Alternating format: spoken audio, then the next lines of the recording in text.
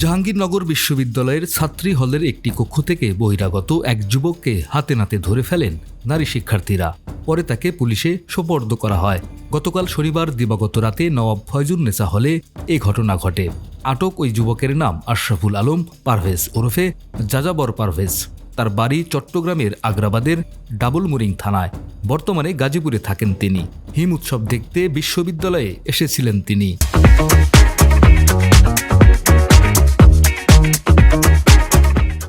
আটক ওই যুবক বলেন, সামাজিক যোগাযোগ মাধ্যমে পরিচিত বিশ্ববিদ্যালয়টির এক শিক্ষার্থীর মাধ্যমে তিনি হলে ওঠেন।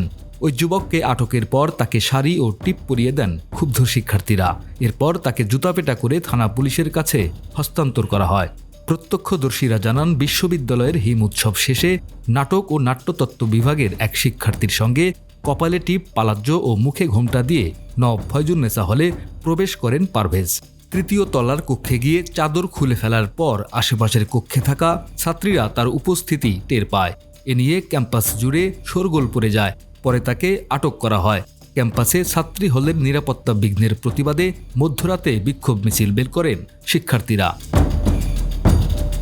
আটক পারভেজের পরিচিত ওই নারী শিক্ষার্থী জানান, তারা উভয়েই ভালো বন্ধু।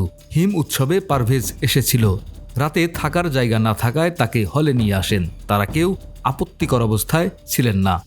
বহিরাগত পারভেজ সত্যতা স্বীকার করে জানান, তারা দুজন ভালো বন্ধু, 7 বছরের বন্ধুত্ব। দুজনেই লালন ভক্ত। হিম উৎসবে বেড়াতে এসেছিলেন। হলে আসার সময় কপালে টিপ পরে এবং মুখ ও শরীরে চাদর মুড়িয়ে হলে প্রবেশ করেন। এ সময় আটক পারভেজ ওই নারী শিক্ষার্থীকে বিয়ের বন্দোবস্ত করেছেন বলে দাবি করেন। তবে ওই নারী শিক্ষার্থীর স্বামীকে ফোন দেওয়া হলে তিনি পারভেজকে চেনেন না বলে জানান। এ বিষয়ে প্রক্টর অধ্যাপক AKM রাশিদুল আলম জানান, আটক যুবক ও অভিযুক্ত নারী শিক্ষার্থীর বিরুদ্ধে আইনানুগ ব্যবস্থা নেওয়া হবে। তাদের শাস্তির মুখোমুখি করা হবে। মোহাম্মদ জাকারিয়া, আমাদের সময়।